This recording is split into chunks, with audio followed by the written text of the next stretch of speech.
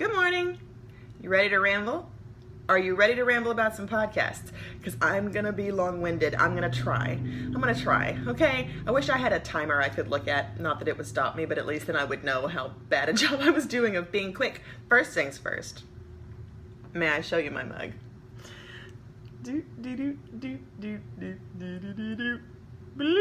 I love this so much. The McElroy brothers made this just for me, which is so sweet of them to do. They made this generic podcast merch, I think kind of as a joke at first, but then it turned into a fundraiser for a cause near and dear to their heart in West Virginia, from which they hail. And I thought, okay, great mug, great cause, definitely getting that. So thanks, boys. Yum, yum, yummy, yum. Okay. Storytelling podcasts. Small step backward. When I first got into listening to podcasts, it was all interviews. I think I've mentioned that before. But then I got interested in the kind that address television shows kind of episode by episode to help you. More complex shows, especially where you need a little help weaving all the threads together. And Joanna Robinson, who I love dearly and have known for years, has one called A Cast of Kings, which was all about Game of Thrones. She's read all of the books, and she's co-hosted with Dave, who has never read the books, and they're able to kind of come at it from both vantage points to discuss the episodes. It's great. I'm so happy that we are eventually going to get another season of Game of Thrones, which means more Cast of Kings as well. Whew, almost made a real big anagram mistake just now. So, there was an episode of Cast of Kings where they played a beautiful original song about Jon Snow's dog, Ghost. And Joanna said that it was written and performed by Jenny Owen Youngs, who is a co-host of Buffering, a show where they go through every episode of Buffy, the Vampire Slayer, and each episode gets an original song. And I said, how is that not already being pumped directly into my veins? And so I immediately found that show, raced through the back catalog of it, because they were already either at the end of season 2 or beginning of season 3 by the time that I found it. And so just became a patron of theirs. Love that show. The music is amazing. If you love Buffy, how are you not listening to that show? Fix it. Go. You should be taking notes, because I'm going to list a bunch of really great shows, and if you want to try them out, you gotta. Okay. From Buffering, where I was am a member of the kind of community in there, they would talk frequently about what are other podcasts you like. And a bunch of people mentioned a show called The Bright Sessions. This was my first step into storytelling. It never occurred to me, because I am occasionally quite dense, that podcasts could be basically radio plays. I know, it's dumb that never occurred to me. I just hadn't thought about it before that point. The Bright Sessions, the way I described it when I first started listening to the early episodes, I told people it was basically if the X-Men went to therapy, which is grandly simplified. But, you know, sometimes you got to give people a nugget or a soundbite to get their attention. It follows Dr. Bright, who is a counselor, a therapist, psychologist. No, just a therapist, I think. I never hear her talking prescriptions. That caters to people with supernatural abilities. So you'll have someone come in who can read minds, or who can feel other people's feelings, or who can blink in and out of space and time, you know, that sort of thing, you know. And early on, it is mostly about those sessions. It's a recording of the session. It's really fascinating. The design of the show is fantastic. And then, as great stories do, it becomes less about these sessions and more about these people and their relationships. And it just goes the most amazing places. And I hope it's not a spoiler to say that they find a way to, within fiction, authentically create a musical episode, which in and of itself, wow. The fact that they made it logical in fiction is incredible. And secondly, oh my God, the music is so good. Oh my God, the music is so good. I listened to it nonstop for a week. I mean, memorized every word. The voices, the words, the melody, the harmony. I would sing harmony to these songs that did not have harmony, because they're mostly solos, and it just, oh my God, it's so good. If you like sci-fi fantasy, if anything I just said sounds interesting, if you like original music and you're willing to wait, blank blank episodes to get to it. I don't want to tell you the episode number in case that counts as a spoiler. I don't know. Do it. Oh, it's so good. It's worth it alone for the musical, but knowing the backstories of these people makes the musical that much more valuable, so just treat yourself. From the write sessions, I discovered Wooden Overcoats, because all the cast members were always talking on Twitter, were always talking about how great that show was, and I was like, okay, I'll try. It's a comedy recorded in London, in the UK. A comedy about dueling funeral parlors on a small island. Sounds hysterical, doesn't it? Well, it is. It is downright, almost crashed my car from laughing so hard, funny. It is so wonderful. The actors are incredible. The writing is brilliant. It's British farce, but with dead bodies, and you don't have to see them because it's in your ears. I mean, it's so great. The actors are incredible.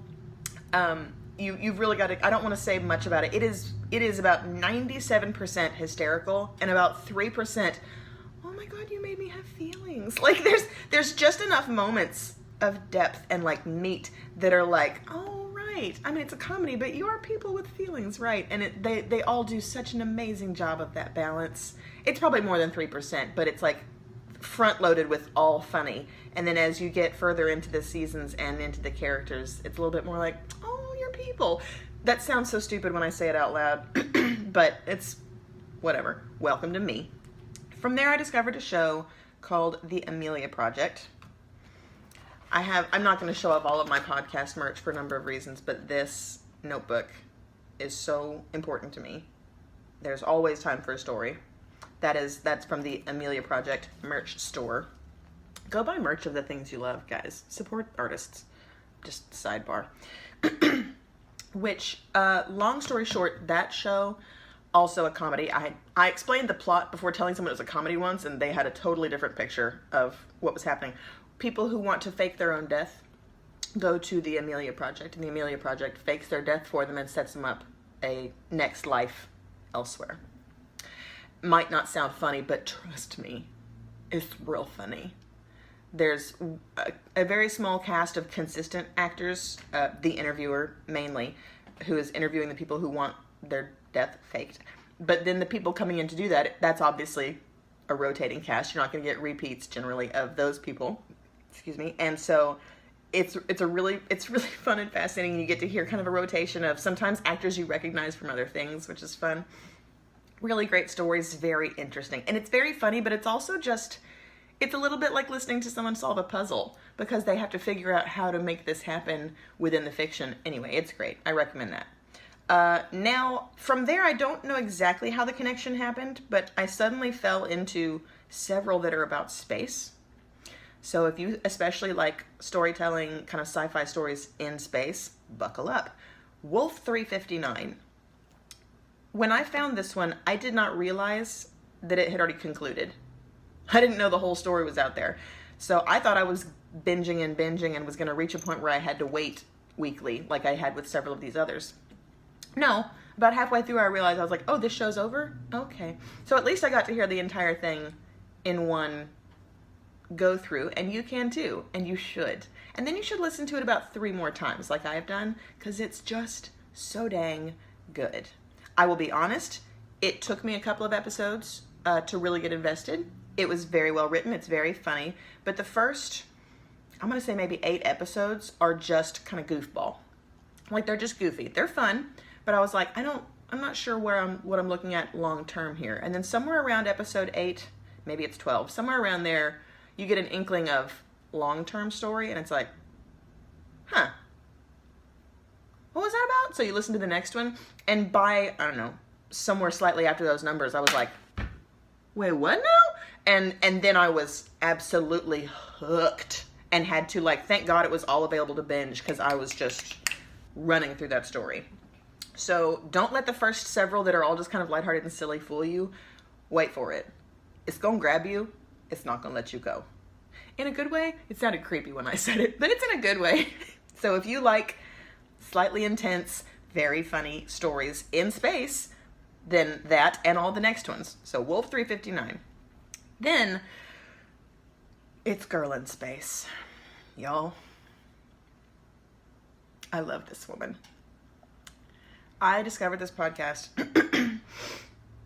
The first episode, the first 2 or 3, I'd have to go back to double check. At least the first 1 or 2. The whole thing is just one woman talking. You occasionally get Charlotte, who is another character, saying a thing. But the absolute bulk of the first at least 2 episodes is just one woman talking into a microphone. And it's so riveting, you'd be amazed.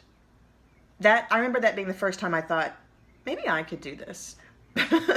Because as you know, I do love to talk. I was like, this is something I could maybe do.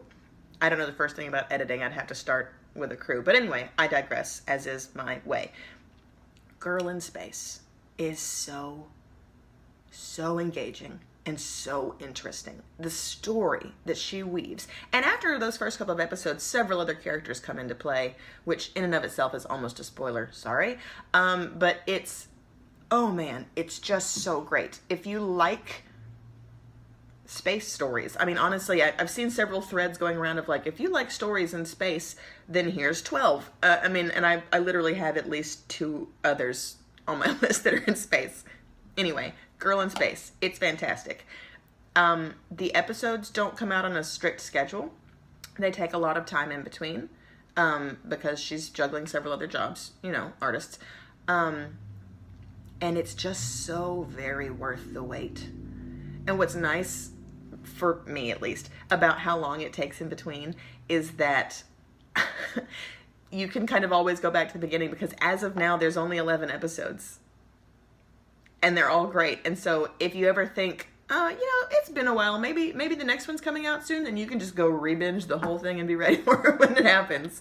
So that's fun. A couple of honorable mentions that I'm going to just kind of run through really fast because I've already been talking for 12 minutes. My goodness gracious. EOS 10 is incredible. It's a little bit more blue. No one warned me of that, which I got no problem with. I love, frankly, but wasn't expecting. It was like, oh, well, hi, adult show. It's great. Also in space. Had 2 seasons and a very long hiatus. And by the time I discovered it, by the time I had found it and then binged through those first 2 seasons, it had been announced that a 3rd season was starting, which is currently happening. So woo, now's a great time to start. The Orphans is really interesting. Not funny, maybe at all. There's probably a few humorous moments, but very deeply sci-fi fantasy. People wake up on a planet, don't know who they are, don't know who each other are, they have to figure it out, kind of a thing. Very puzzly. If you like sci-fi puzzles, The Orphans is great. Bubble, which is a Max Fun podcast, is hysterical. Also very adult. That's kind of a meta criticism of the world. I can't say much about it except if you like sci-fi and fantasy and very blue humor, you should check out Bubble. It's great. Lots of fun guest stars on that one. And then Star Tripper. Star Tripper's so great. Again, the bulk of the voice work is one actor. It's Ian McEwan, who's fantastic. I love him. With several supporting recurring characters and then also new characters because his is about just an adventure in space. Basically a desk clerk from a planet of desk clerks thought, this is boring, I'll steal a ship and go on adventures. And so it's just a serial of his different adventures and it's fantastic. It's very funny. Now, I've already been talking for almost 14 minutes and I haven't even gotten to the Adventure Zone. Part of me wants to make the Adventure Zone its own ramble, but that doesn't seem advantageous. So all I'm going to say about it right now, I'll probably ramble more about it later because if you've seen any of my videos, you've heard me mention it, you know I love it. It's the best story ever told. No, I think people say that about the Bible. Now I feel bad. Other than the Bible? Nope, that's wrong. That comparison's just wrong. It's great. The entire first story arc, there are 69 episodes of a story arc called Balance. That story is what you've heard me talk about with Magnus Rushes In and Tacos Good Out Here and Merle, I'd cast Zone of Truth, all of those. Just the best dang. I've re-listened to it 4 times and I only discovered it 3 months ago. I've gone through that 69 episode arc 4 times in the past 3 months because it's just so great. It's hysterical, very blue as far as language. Just that's your fair warning. which is a shame because I would really love to listen to it with my kid. And my kid's heard some stuff, but I was just like, well, it's too much. He's 6. It's a bit much for 6, for a repeater who understands the things that he hears. But it's just so amazing. And then they have several tiny, 3 to 5 episode story test runs. Here's a story about superheroes. Okay, we tried that. Here's a story, Dust, which is incredible, about this kind of Old West town of vampires, werewolves, and people living together peacefully. And that was great. And a one-off called For Sherlock Holmes and a Vampire, who was one of the aforementioned Sherlock Holmes, which is so dumb and so amazing. And then Amnesty, which is what they're doing for their second story. There's now 16 episodes available of Amnesty. And it's just, I can't, I'm just rambling now, which is what I do, but I could talk about it for way too long and I've got to stop.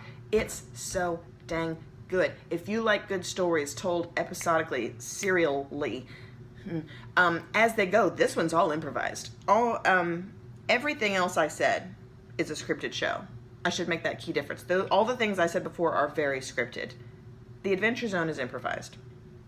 It's 3 brothers and their dad playing, it was Dungeons and Dragons for balance, now it's a game called Monster of the Week, but they're playing this game and just telling the story as they go. They're improvising this amazing story, but with dice rolls so that they can't always make themselves look cool. Sometimes it's, I had this great idea, but I failed, I really failed, oh gosh, that's a 3, and it makes the story more interesting and more dynamic, and these boys weave such a tale, oh my goodness, it's so great.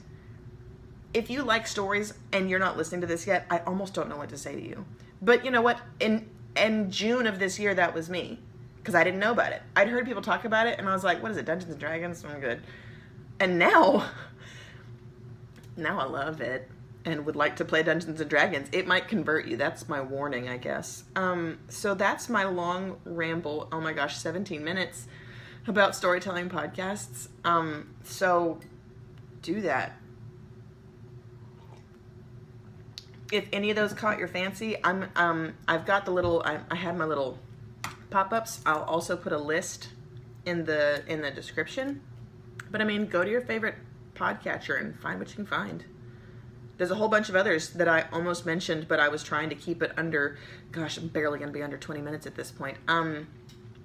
If you've got friends that like storytelling podcasts, ask what they're listening to. Go on forums and say, I really liked Wooden Overcoats. What else might I like? There's a ton of articles and online conversations that are all centered around, if you liked this, you will like this. It's a great big spider web of stories. And it's just, you got to get caught in it. It's so good.